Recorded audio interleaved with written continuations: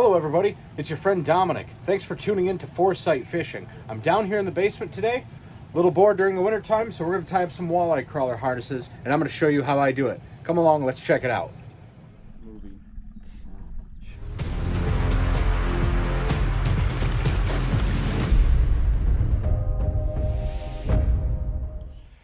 Using crawler harnesses for walleyes has always been one of my favorite ways to fish for them.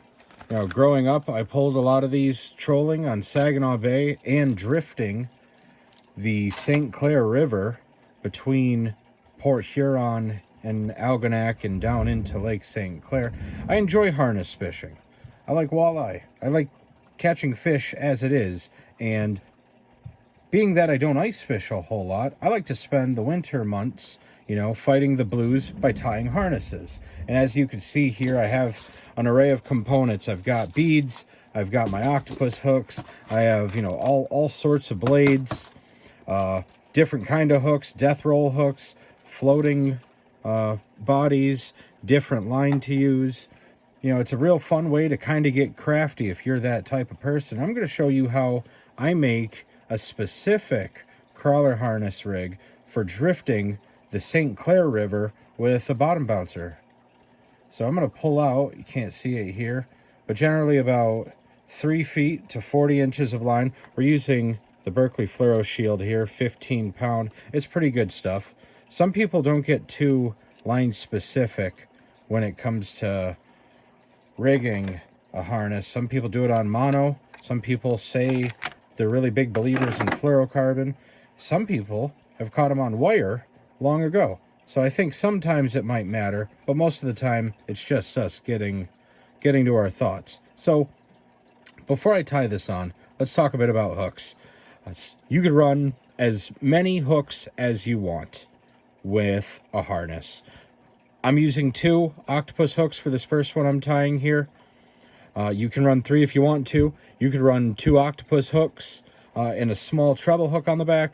You could have 1 octopus hook and 1 treble hook. It's all totally up to you. It's not super duper important. I like 2 single shank hooks. It gets the job done. So what I'm going to do for this first harness, now that I have about 36 to 40 inches of line, I'm going to snell this first octopus hook on here. I'm going to run that line through, and I'm going to give it a couple of wraps. Let's say 6 or 7 wraps to be sure. And I'm going to take the end of my line, and I'm going to weave it back through the eyelet of that hook so that you can see that there. This hook is perfectly snelled. That's going to be really good. It's going to be riding nice through the water. And I'm going to take my next hook. I'm going to take this octopus hook here. I'm going to do the same thing. I'm going to, like this, put the line through the eyelet and pull down on it until I get this hook to where I want it to be. And sometimes when you go to the store and you see a harness, the hooks are really close together. Sometimes they're really far from each other. Find yourself a happy medium. This is a practice of, finding a happy medium. Well, let's set this hook, about maybe these hooks about 3 inches apart. So I'll take this line here, and I'm going to do that again, that same snelling process. Wrap it around. Let's shoot for 6 or 7 times. Might have ran over a couple there, but it's all good. I'm going to take my tag end here, feed it back through, and pull it out, and boom, this knot is snelled as well. We have 2 single shank octopus hooks in line, ready for the harness. Now we're going to get those hooks out of the way so they don't become a nuisance. We have the end of our line here. We're going to take our beads and we're going to thread them on accordingly. I like using size 5 blades like this one's a little bit bigger than a quarter. Size 4s work, and on inland stuff, size 3, about the size of a nickel. These are good. The clowns, the natural colors, the copper, the regular emerald shiner here. I don't know, I like the lemonade for some reason. But I like seeing the different tones in the blade. So I'm going to want some pink blades, some gold blades, and maybe a silver or whitish one.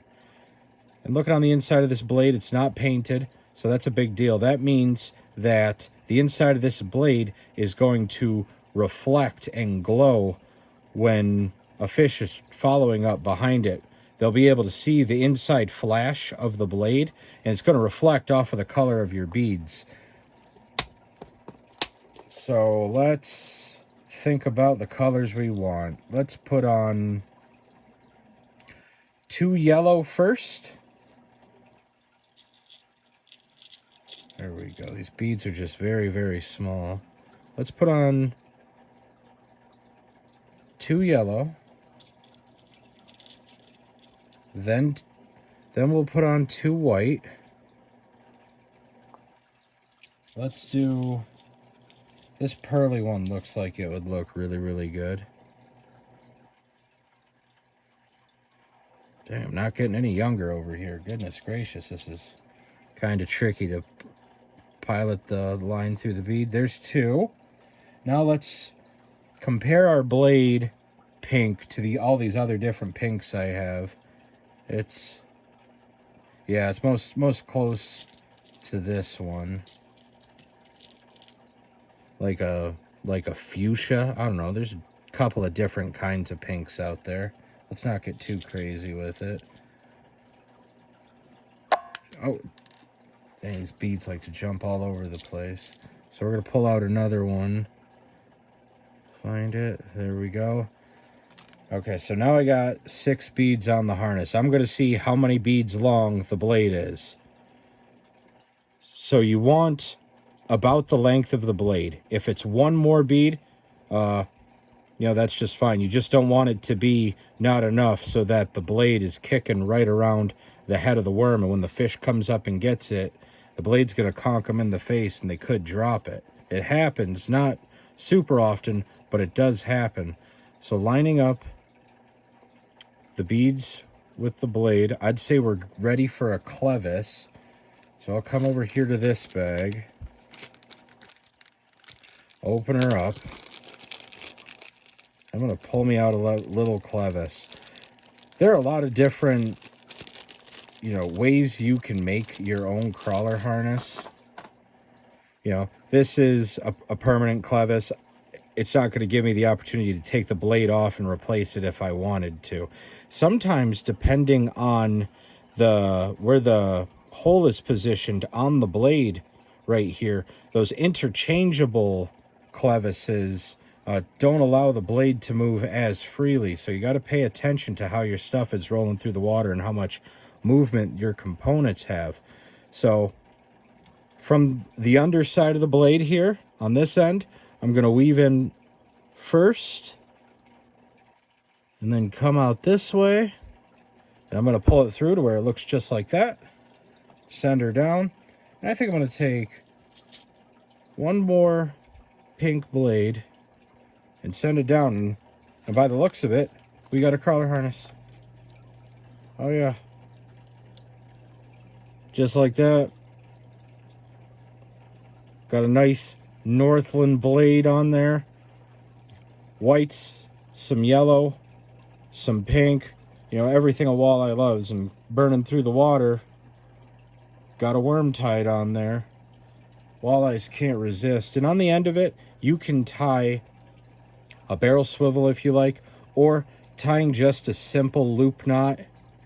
That'll do too, because on the end of most of your bottom bouncers, there's a snap swivel to clip on to loops or barrel swivels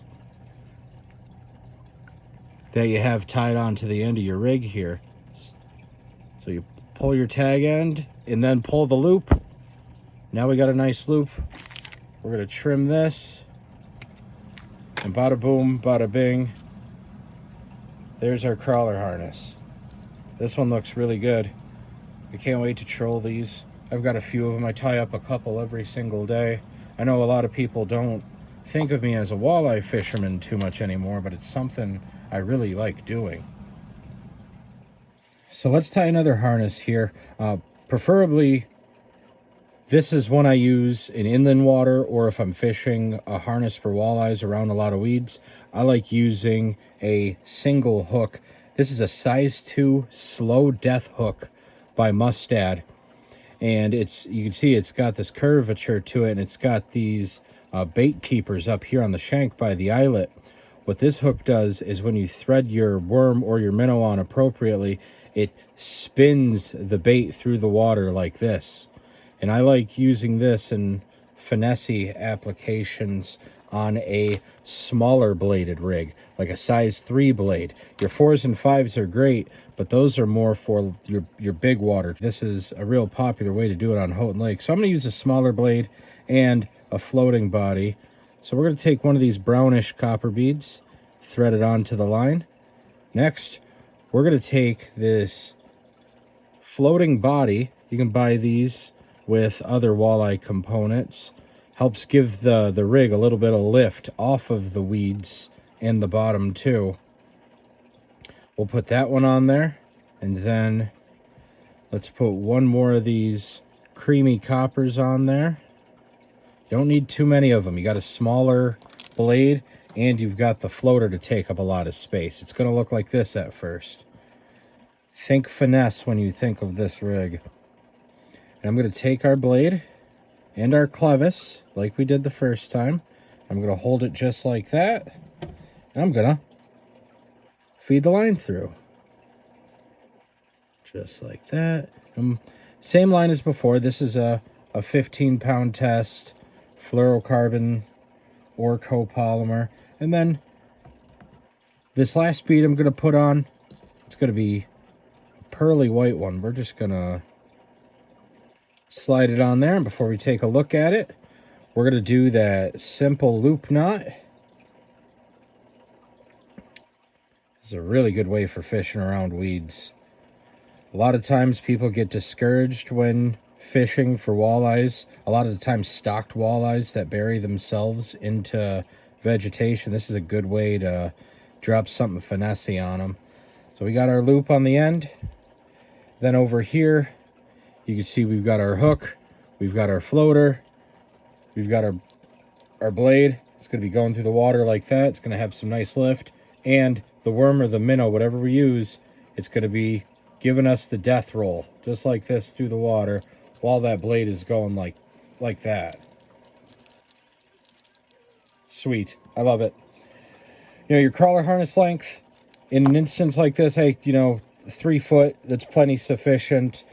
Drifting, bigger rivers with current, you want your harness and your rig operation away from your bottom bouncer. So starting at, 36, 40 inches, maybe a little bit longer would be just fine. The only time you really need very long harnesses are when you're spreading them out. You're using planer boards, you're trying to cover a lot of water. These rigs are all about 6 to 7 feet long, so keep that in mind. Not every rig is going to be optimum for you. Keep in mind your blade size, colors of your components. Don't get too wrapped up in colors, but blade size, this is a very, very big one. This size 5 blade is quite large. This can be kind of intimidating to shy fish, especially in the summertime when you have to downsize and deliver them a small morsel to snack on.